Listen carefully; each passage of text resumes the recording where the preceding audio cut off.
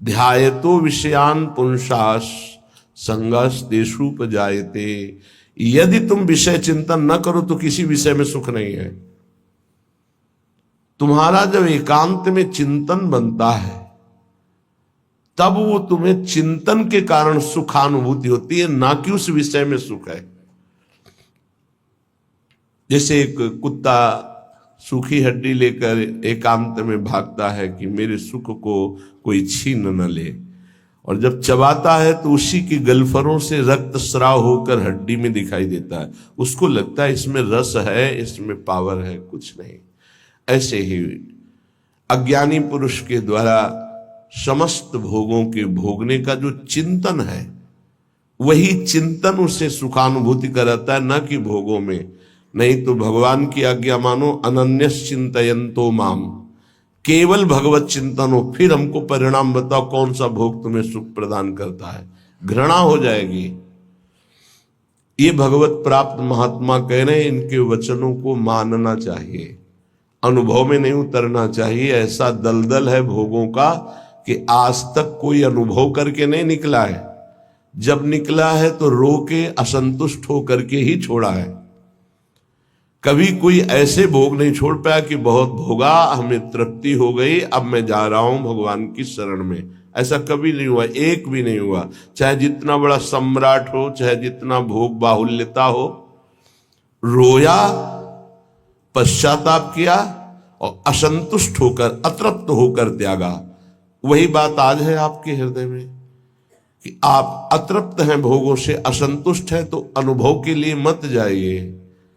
गुरुजनों की, महापुरुषों की बात मान लीजिए और उसका चिंतन छोड़ दीजिए। बस खास बात है, तुम्हारे को अगर कोई परेशान करता है तो तुम्हारा चिंतन परेशान करता है। अंदर से ठीक बैठकर देख लीजिए। बड़े भाग्यशाली उपासक है जिन्होंने अपने चिंतन को बचाने की चेष्टा की। कोई भी क्रिया तब होती है जब चिंतन होता है। ये बहुत सिद्धांत है, भगवान के वचन है। ध्यायतो विषयान पुंसास संगस तेषुपजायते। जब हम किसी विषय का ध्यान करते हैं, चिंतन करते हैं, मनन करते हैं, तो हमारे अंदर उसके भोगने की इच्छा प्रकट होती है। चाहे वो कोई खान पान की वस्तु हो, पहनने ओढ़ने की वस्तु, ये सब भोग के अंतर्गत आते हैं। सर्वेंद्रियार्थाः, समस्त इंद्रियों के अर्थ भोग अलग अलग है। श्रवणेन्द्री, घ्राणेन्द्री, नेत्रेन्द्री, त्वगेन्द्री, वाकेन्द्री, हस्तेन्द्री, पादेन्द्री, जनेन्द्री, गुदाएन्द्री, ये सब इंद्रियां हैं। 5 कर्मेंद्रियां हैं और 5 ज्ञानेन्द्रियां हैं। इनका मुखिया मन, ये 11, इनका काम ही है जगत के भोगों में चिंतन लगाना। बहुत सूक्ष्म विषय प्रार्थना है, ये संतों की अनुभूत विषय है। चिंतन किसी विषय का ना हो और फिर कोई भोग भोगो, बिल्कुल 100 में 100% आपको सुख नहीं मिलेगा। और ऐसे महापुरुषों का जो चिंतन भगवान में स्थित है, प्रियालाल में स्थित है, उनके लिए कहा गया वो विषयान गृह्णन्त मुंचन्त, वह कोई फर्क नहीं पड़ता। विषय सेवन में, पाप कृत्य में, पुण्य कृत्य में अंतर से देखा जाता है कि उसको बराबर 5 व्यक्ति बराबर वही क्रिया कर रहे हैं, चाहे वो पाप की हो या पुण्य की हो, लेकिन 5 का फल अलग अलग हो सकता है। एक का राग नहीं है, बिल्कुल केवल क्रिया है, बिल्कुल राग नहीं है, बिल्कुल नहीं बनेगा, उसका हर कर्म अकर्म हो जाएगा। एक है बहुत कम राग है, उसको बहुत कम फसाओ उसको होगा। एक है संपूर्ण राग चित्त में है, उसको पूरी आसक्ति उसकी दुर्गति करा देगी। अंतर से तुम कितना चिंतन करके उस भोग को स्वीकार किए हो, बस खास बातें हैं।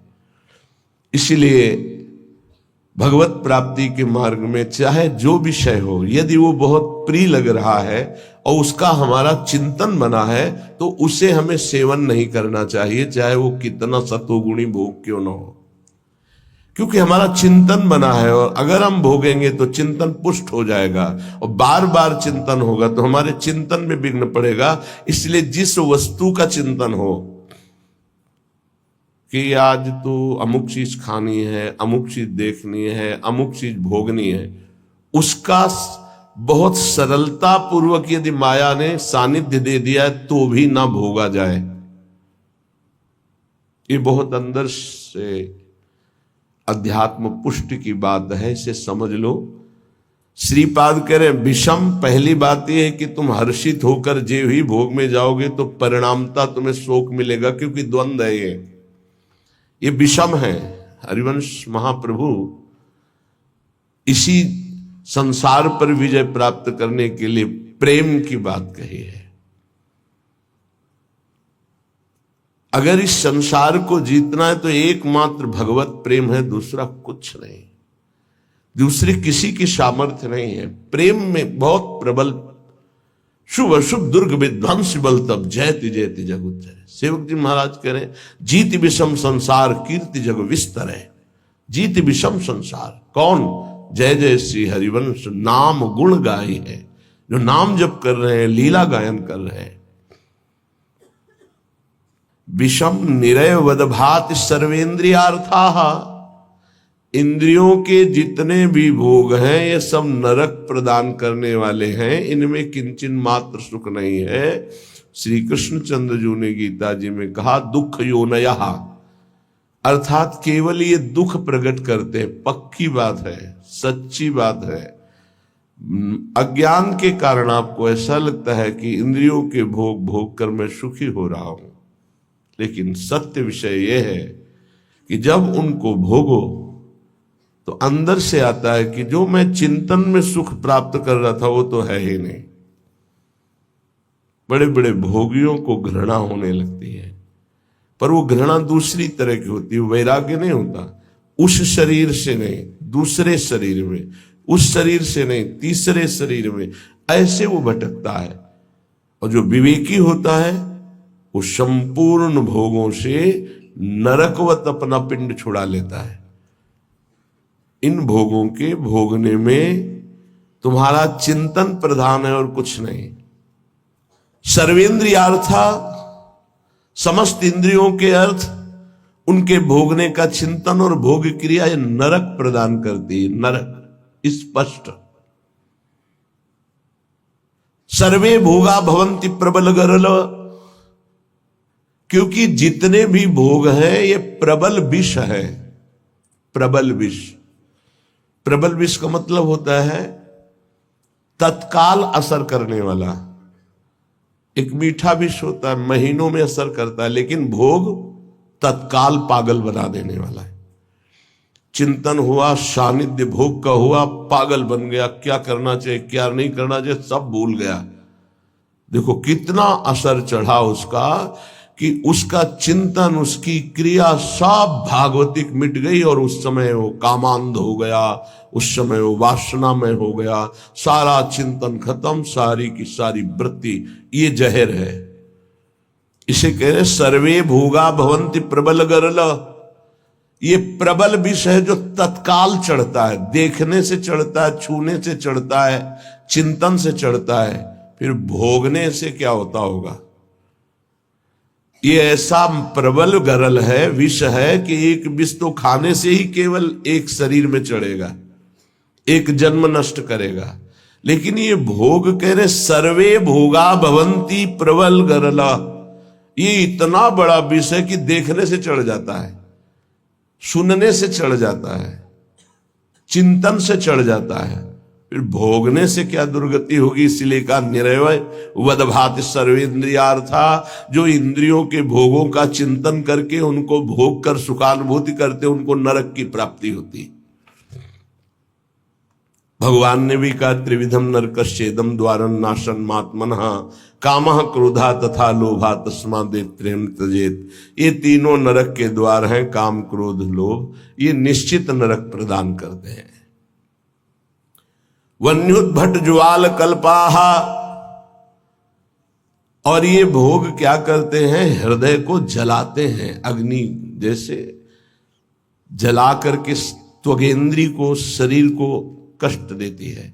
लेकिन ये कारण शरीर तक प्रभाव डालते हैं भोग, स्वभाव, अंतःकरण, इंद्रियां और स्थूल शरीर भी। इस तीनों शरीरों पर विष का प्रभाव पड़े, ऐसा विष की रचना आज तक नहीं हुई प्रकृति में। प्राकृतिक विष केवल स्थूल शरीर पर प्रभाव डालता है, इस पर। लेकिन ये सर्वे भोगा भवंति प्रबल गरला, ये स्थूल शरीर पर भी प्रभाव डालते हैं, सूक्ष्म शरीर को बसीभूत कर लेते हैं और स्वभाव को बिगाड़ देते हैं। देहाभिमानी पुरुष जब इंद्रियों के द्वारा विषयों का चिंतन करके भोग करता है तो उसके तीनों शरीर बर्बाद हो जाते हैं, तीनों शरीर उसके गंदे हो जाते हैं। ये इसीलिए जो विज्ञजन है वो कह रहे हैं कि इससे बड़ा कोई जहर ही नहीं है। सर्वे भोगा भवंति प्रबल गरला वन्युत भट ज्वाल कल्पाहा, हृदय जलाता है, भोगने पर भी जलन, भोगने के बाद भी पश्चाताप की जलन, पश्चाताप की जलन। और वो पश्चाताप टिकाऊ नहीं होता है।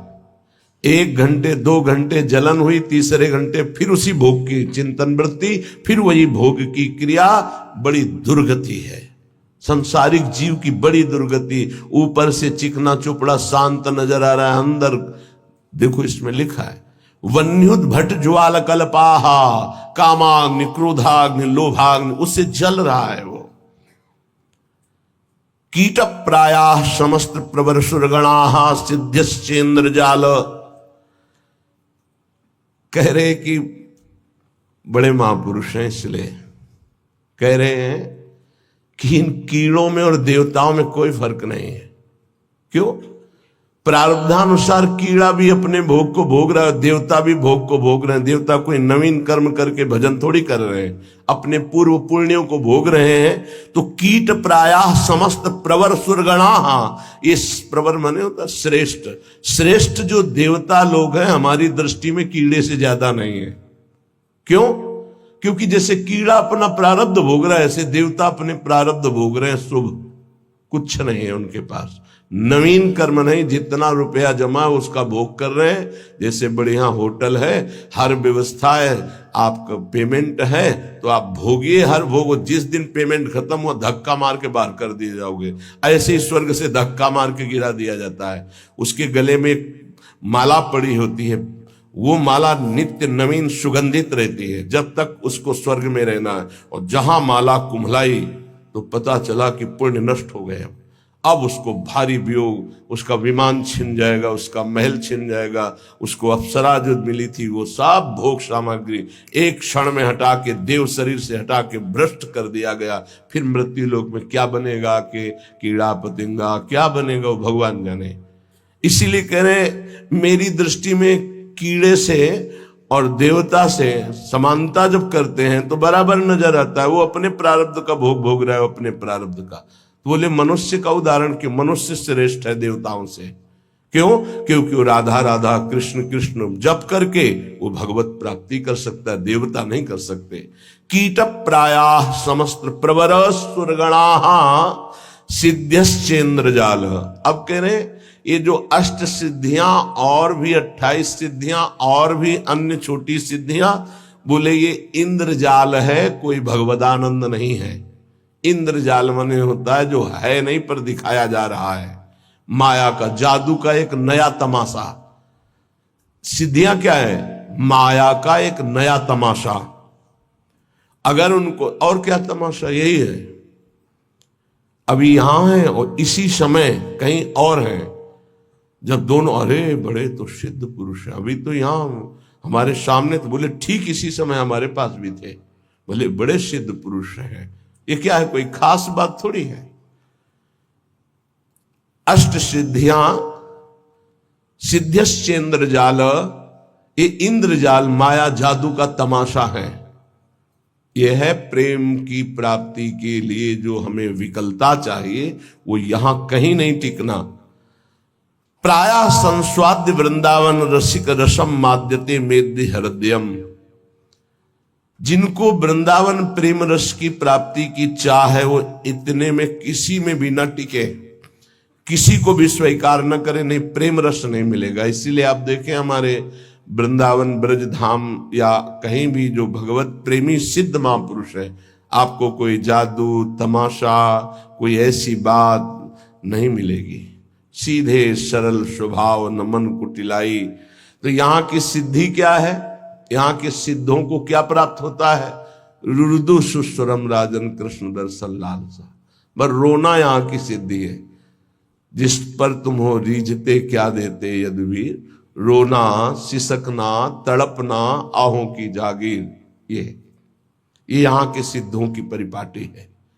एकांत में बैठे हुए चिल्ला चिल्ला के रो रहे प्रभु से, हा कृष्ण, हा कमल लोचन, हा प्रियाजू, हा स्वामिनी। ये यहाँ की सिद्धि है। तो ये किसको मिलती है? बोले जो मोक्ष को कड़ुआ मान करके, जो समस्त इंद्रियों के भोगों को नरक मान करके, जो समस्त भोगों को महाविष जान करके, क्योंकि ये जलाने वाले हैं, और समस्त देवताओं को भी कीड़े से भी ज्यादा भाव न रखना। कीड़ा अपना प्रारब्ध भोग रहा है, वो अपना प्रारब्ध भोग रहा है। और इंद्रियां ये तो जादू का तमाशा है। गोस्वामी तुलसीदास जी ने भी लिखा है, रिद्धि सिद्धि पेरे बहु भाई, बुद्धि लोभ दिखावे आई, होए बुद्धि जो परम सयानी, तिन तन चितैना नहित जानी। ये हमारा अमंगल कर देंगी, भगवत प्राप्ति नहीं होने देगी। इसलिए भगवत प्रेमी महात्मा कभी किसी सिद्धि को स्वीकार नहीं करता। इसीलिए बहुत सरल होते। अब फिर उनमें कोई चमत्कार नहीं दिखाई देता। क्या चमत्कार? बाहरी, क्योंकि वो इंद्रजाल स्वीकार नहीं किए। उनका चमत्कार होता उनके समीप एक बार जो आ गया और उन पर भाव कर लिया तो उसका जीवन परिवर्तित हो गया, वो भक्त बन गया, भगवान का नाम जापक बन गया, अच्छे आचरण वाला बन गया, मनुष्य जीवन का उसको लाभ मिल गया। ये चमत्कार होता है। तो श्रीपाद कह रहे हैं, श्री वृंदावन का जो महारसास्वादन मतवाला कर देने वाला, मोक्ष सुख को भी थुत्कीकृत करने वाला प्रेम है, उसकी प्राप्ति के लिए यदि आप चल रहे हो तो स्त्री मात्रे मात्र बुद्धि। बहुत ध्यान से सुनिए। गृहस्थ हैं तो जिनके साथ पाणी ग्रहण संस्कार किया है, उनके अलावा आपका किसी के प्रति भी काम भाव वाली वृत्ति का संबंध नहीं होना चाहिए। नहीं, बड़ी दुर्गति होती है। चाहे वो स्त्री शरीर हो चाहे पुरुष शरीर हो, यदि अपनी मर्यादा से अलग, ये देखो धर्म शास्त्र हैं, इनका एक कानून है। भारतीय संविधान के अनुसार आपने यदि कानून विरुद्ध आचरण किया और नहीं पकड़े गए तो आप अपने को बहुत प्रवीण मानते हैं कि मैं बच गया, देखो। लेकिन तुम भारतीय संविधान के प्रगट में दंड ना मिलने पर ऐसा न समझ लेना कि दंड मुक्त हो गए। एक है भागवतिक संविधान, जिसमें किसी की गवाही, किसी की साक्षी की या किसी की रिपोर्ट की जरूरत नहीं, तुम्हारा कर्म ही तुम्हें दंड दे देगा जो तुमने कर्म किया है। इसलिए जो पति वंचक पर पति रति करई, रो रो नरक कल्प सत परई। जो स्त्री अपने पति की वंचना करके दूसरे पुरुषों के साथ सहवास करती है, बहुत समय तक वो रो रो नरक को प्राप्त होती। ऐसे जो पुरुष पाणी ग्रहण करके अपनी पत्नी को धोखा देकर दूसरी स्त्री के साथ सहवास करता है, ऐसी उसकी दुर्गति होती है। और जो भगवत मार्ग में चलने वाले उपासक हैं, चाहे गृहस्थ हो चाहे विरक्त, समस्त संसार की जितनी भी स्त्री शरीरधारी हैं, उन सब के प्रति पूज्य बुद्धि, भगवत बुद्धि, दैवी बुद्धि, मातृ बुद्धि, ऐसा कहा गया है। जिनसे पाणी ग्रहण किया उनकी बात अलग, गृहस्थी में बका सबके प्रति भगवत बुद्धि, सबके प्रति। ऐसे विरक्त भाव में गोस्वामी जी इसी की टीका करते हैं। स्त्री मात्रे मातृ बुद्धि के लिए जननी सम जानहि पर नारी, धन पराये बिसते बिस भारी, जिन्हि राम तुम प्राण प्यारे, तिनके मन शुभ सदन तुम्हारे। जो आपको प्राणों से भी अधिक प्यार करते हैं, उनका मन आपका निरंतर निवास स्थान है। हे रघुनाथ जी, वाल्मीकि जी कह रहे, जो सदैव माताओं बहनों की तरफ दृष्टि केवल पूज्य बुद्धि से जाती है। ये जननी है, हम इन्हीं से पैदा हुए हैं। इन्हीं माताओं के गर्भ में बड़े बड़े महात्मा, बड़े बड़े राष्ट्र भक्त प्रकट हुए। ये दैवी शक्ति है। इनका जो अपमान करता है, निरादर करता है, नष्ट हो जाता है। बड़े बड़े अपराध रावण ने किए लेकिन नष्ट नहीं हुआ।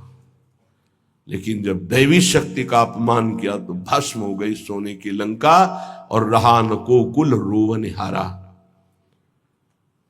बड़ी उद्दंडता करता था दुर्योधन, लेकिन बड़े बड़े महात्माओं की कृपा बनी रही उसके ऊपर।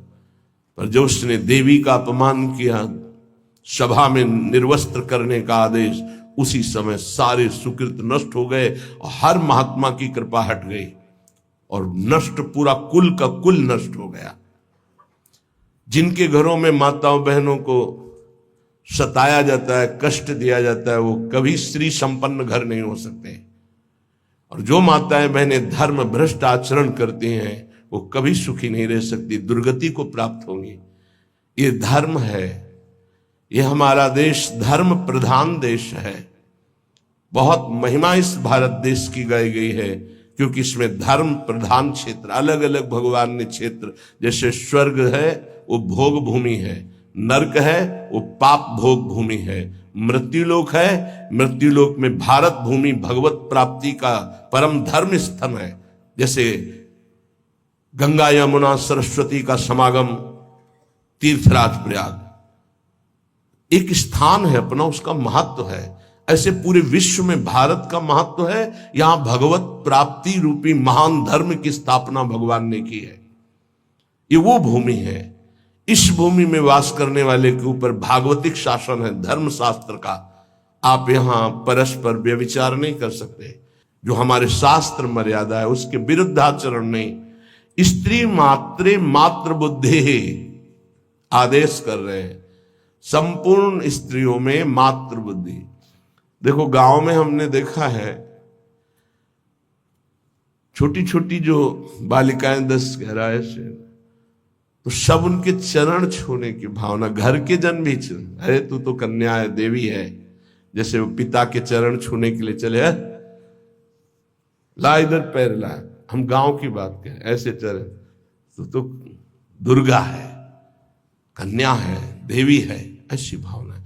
नवरात्रि में पवाया जाता है ना आराधना करके, तो उनके प्रति वही बुद्धि रखो जो नवरात्रि में बुद्धि रखते हो कि ये तो सब नवीन अवस्था की बच्चियां दुर्गा स्वरूप है, देवी स्वरूप है। तो वैसे ही स्त्री मात्रे मात्र बुद्धि, ये सब जगदम्बा है, हमारी श्री जी की निज सखियां हैं। इनके चरणों में वंदना करे तो प्रिया जो से प्रेम हो जाएगा, और इनके प्रति दोष भाव करे तो नरक की प्राप्ति होगी। ऐसे ही स्त्री शरीर को चाहिए पुरुष शरीर के प्रति भगवत भाव रखना। गोस्वामी तुलसीदास जी ने लिखा है, मध्यम परपति देखई कैसे, भ्राता पिता पुत्र निज जैसे। अपने बराबर का देखा तो जैसे हमारा भाई हो तो कैसा हमारा भाव रहेगा, छोटा देखा तो पुत्र हो तो कैसा भाव रहेगा, और पिता के समान जो वयोवृद्ध बड़े हैं उनके प्रति पूज्य भाव रहता है। तो माता बहनें कैसे पुरुष को देखती, भ्राता पिता पुत्र निज जैसे। और पुरुष कैसे देखते, बोले जननी समझाने पर नारी। जो बड़ी माता है बहनें वो साक्षात माँ है, जो छोटी हो साक्षात दुर्गा है, नवीन कन्या रूप। उनके चरण स्पर्श करे, जहां पाणी ग्रहण है वहां अर्धांगिनी भाव। स्त्री मात्रे मात्र बुद्धि, समस्त चराचर जगत की ये प्रेम प्राप्ति के लिए आदेश दे रहे श्रीपाद।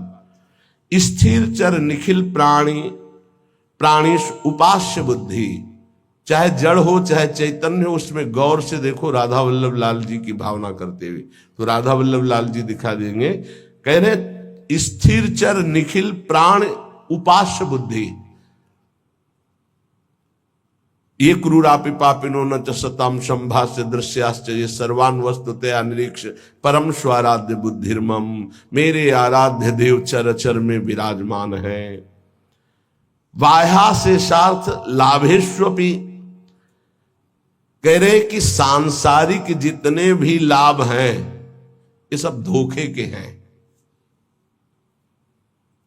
समझना है, केवल समझना है, कर्तव्य पालन करना है, पर यह समझना है कि ये कोई लाभ नहीं है, धोखे का लाभ है। 1 अरब रुपया बैंक में जमा है आपके पास, बढ़िया मकान बना है, पूरे जीवन भर मेहनत की, खूब छल कपट जैसे भी बना, सब व्यवस्था कर ली, अब मरने का समय आ रहा है। अब वो कब आएगा ये तो पता नहीं, किसी का कभी भी आ सकता है, जवानी में आ सकता है, बुढ़ापे में आ सकता है, बाल्यावस्था में। यहां जो कह रहे हैं कि बाह्या से सार्थ लाभेष्वपि, जितने भी सांसारिक लाभ है वो सब बेकार हैं, बाह्य हैं। कैसे बेकार हैं? हमारे तो इतने बैंक में जमा है, इतने मित्र हैं, इतनी फैक्ट्री, ये ठीक है। फाइनल में आओ, अब आपका शरीर छूटने वाला है, अब आपके पास क्या जाएगा? हुआ ना सब बेकार। तो क्या करें? ना कुछ करें? नहीं, अपने कर्तव्य का पालन करो धर्म पूर्वक। धर्म पूर्वक किया हुआ कर्तव्य तुम्हारी रक्षा करेगा, तुमसे पापाचरण नहीं होने पाएंगे, तुम्हें बचा लेगा। और नाम जप करोगे ये धन तुम्हारे साथ जाएगा। हृदय मुखम लानि क्रुद्धानि बुद्धि, कभी भी इन भोगों की हानि हो जाने पर मुख म्लान करके उदास निराश मत हो, क्योंकि ये कोई लाभ नहीं था जिसे तुम हानि मान रहे हो कि वो वस्तु नष्ट हो गई, धन नष्ट हो गया, हमें तो सबने छोड़ दिया, हमारा तो उपहास करते। कुछ नहीं, ये लाभ ही नहीं था। यदि नाम जप कर रहे हो तो भगवान तुम्हारे हैं, तो तुम्हें शोक कैसे आ सकता है?